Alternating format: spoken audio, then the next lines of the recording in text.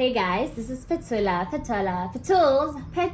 Welcome to my YouTube channel. Here with me is Min Entlem Telelo. If you are a new subscriber, well, if you're watching for the first time and haven't subscribed, please do subscribe. No, so I'm just gonna give you a second to subscribe.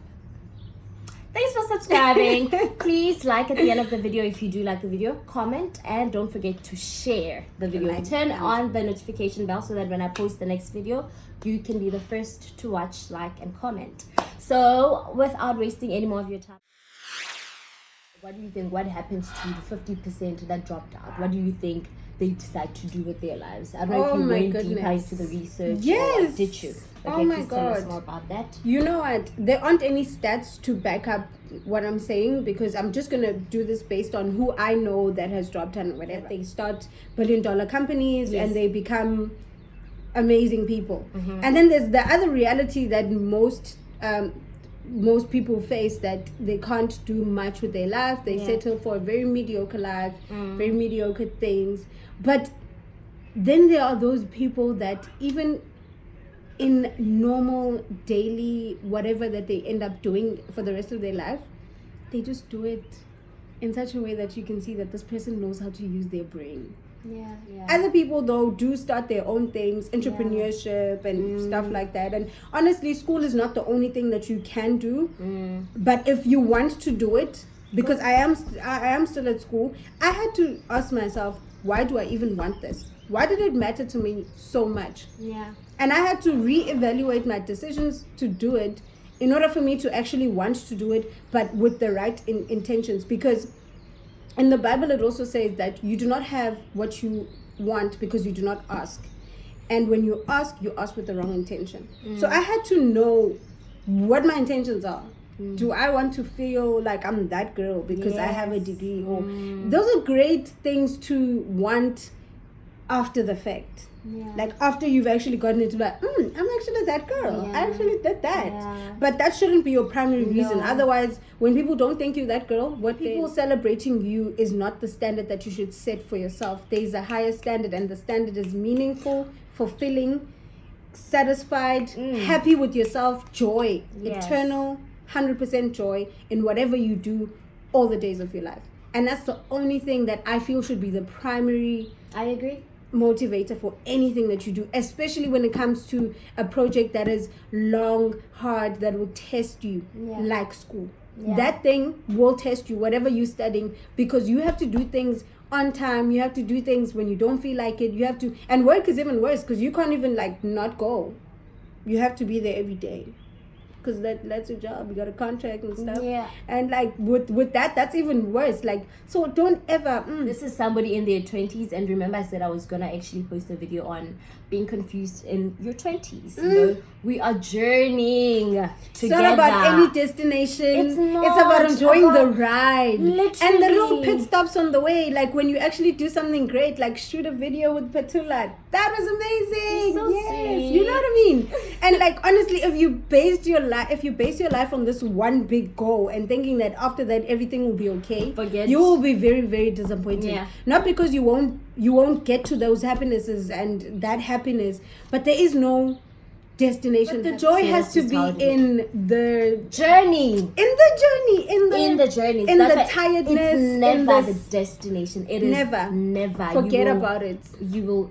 I don't know. Maybe you'd be like a very different just be open to growing and evolving, and that's all the journey is about. It's so be hard open though. to if you're gonna be honest, that is the hardest thing to do. But you have to let life stretch you. Yay! I have been stretched enough. Let me show you. I've been like this. Like, you better be. Like, that's the only way to do it. Like, and the thing is, this has a limit. I don't know if you guys. Yes, I was about to say, but have limits. Have limits. You can't be stretched into doing crazy things like doing drugs and crazy things like killing people. And let's not even go to those social ills that you shouldn't be stretched into. I love how you got it quickly. What I was trying to do. Yeah, but limits. Great minds think alike. Hello. You're telepathic now.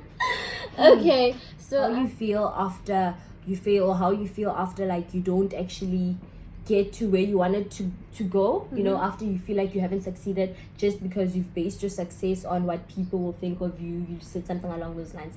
And I thought to myself, this is actually some of the things that drive people into depression, because they can't, as much as you don't want to admit to yourself that you're a people pleaser, or you are, I want to make people it pleasing alone. element to that. I love how you said before everything, when you were trying to set everything clear, that you need to be honest with yourself. You need to be realistic. You need to know who you are. You need to say, this is what I want, and you need to know why you want that. You see the problem, you can want all you want, all you like.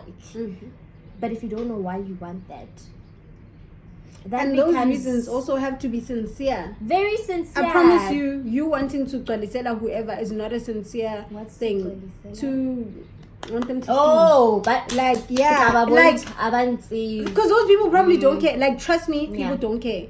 Zero. People are amazing, they will celebrate you, but trust me, they're not sleeping because they're wondering, where did you go, what are you doing now?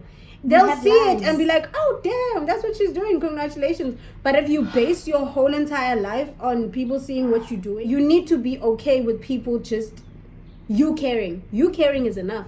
You caring is enough. You are enough. During the TED talk that I went to, there was another speaker who spoke about going into research, how it is actually not encouraged, especially from black parents. Like, if you study and everything, you want to go to research, you want to go into research, your parents would be like, I work. What about work? Why did you go to school? You know, all of that. Why are you researching? And then I've always had this thing in me that I want somebody to do a research for us, you know. I don't know why I didn't want to do it. And if you're watching this and if you can take this idea and do it, please do it.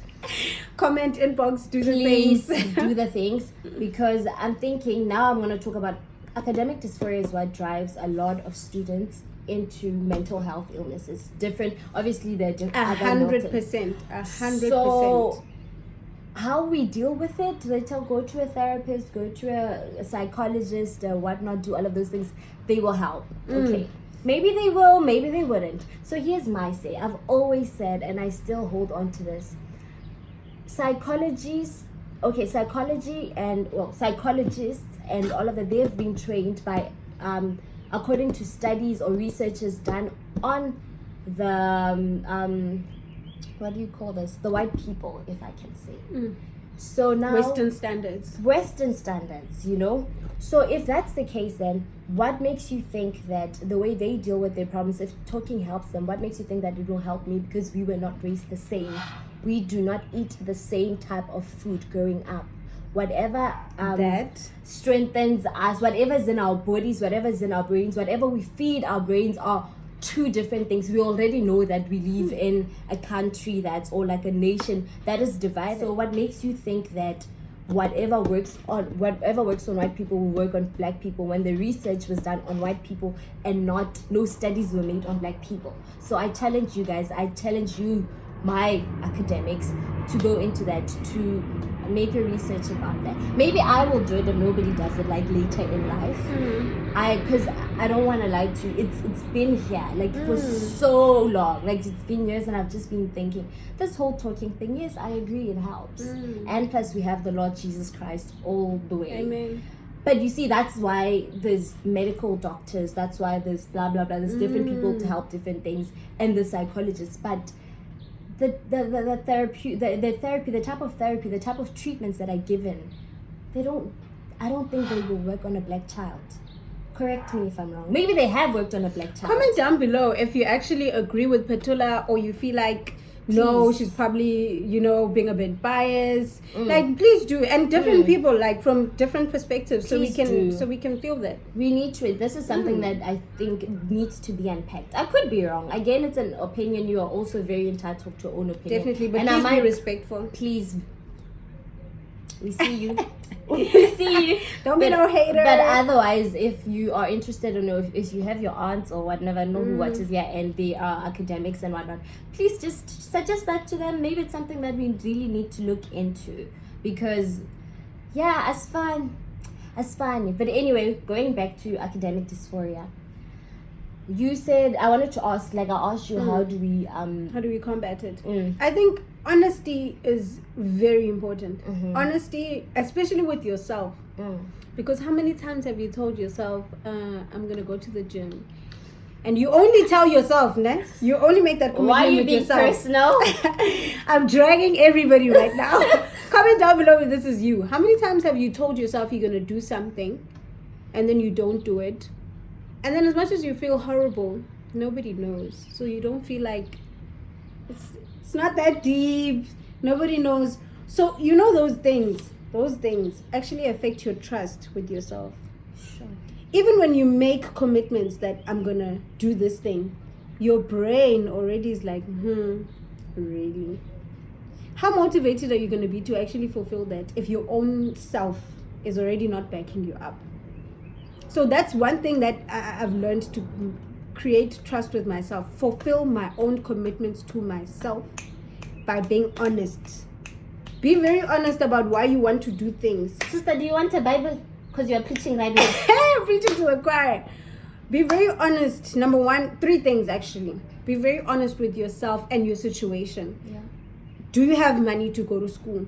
Yeah. Do you feel like 100% for you school will unlock things? Knowledge is the unlocker to success. Of course. Going to school doesn't give you knowledge. If you're not going to commit to taking that whatever thing that you're learning and putting it in your brain, applying it every single day, it does not turn into knowledge. Yes. It turns into information that you regurgitated into a test and you passed and you got your degree. That's not knowledge. Does school, be honest with yourself, will school unlock the doors that you want to open? Number 1. Number 2, not in order of importance, by the way. Number 2, strategize. I can't even begin to explain how important this is. Strategy is knowing what I'm here at 1, I want to get to 45. I'm not going to walk in a straight line. Don't even expect a straight line. Don't even expect that it's always going to be great, every single goal. Step 3, I do that. So number 1, be very honest with yourself. Number 2, strategize. Know how you're going to get from this place to that. You know, very generous people that can help you out. Use that. You're using you. Yeah. And obviously, only if they're open to help. Network is very important. Network doesn't mean something weird that's sitting in a firm, in a conference. It's literally somebody that you met at a talk and you thought this person is great and they thought you're great too, and you guys get together and you are genuine with each other and you make things work. And then number 3, commit. Just because this strategy is getting you to the next doesn't mean it's plan B. There's no such thing as plan B. It's the plan. You stick to that plan and then you stick to the next and then you stick to the next.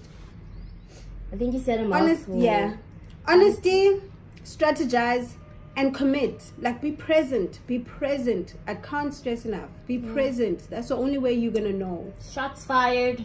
I know they fired at me. I don't know about you, but definitely shots fired at me. Today, I love how you were talking. It's about you. You're do the not work. Following anybody's steps on how to do this. It's about you. You find what you love. You find what it is that you 100%. Enjoy. 100%. What makes you feel fulfilled. If you guys would love to see more of her on my channel, y'all must shout, because I would love more. I don't know. I love how you think. I love people who make me think, because now you're literally. I'm thinking about a lot of things. I'm thinking about a lot of decisions that I still need to make, or decisions that I've already made, and I think I have to revisit now. You understand? Because you need that. If you're going to be sitting down with stimulate your thinking, who don't make you think, no, I was probably wrong, or you can't always be right. If you are in a group and you're always right and you're the good one, or something is fishy. You must look after that, because it's not a bad thing. It's just that you're probably not going to grow. I believe in growth. Because that which does not grow dies. And so people grow, the so-called people that you keep on watering, you need to be watered as well.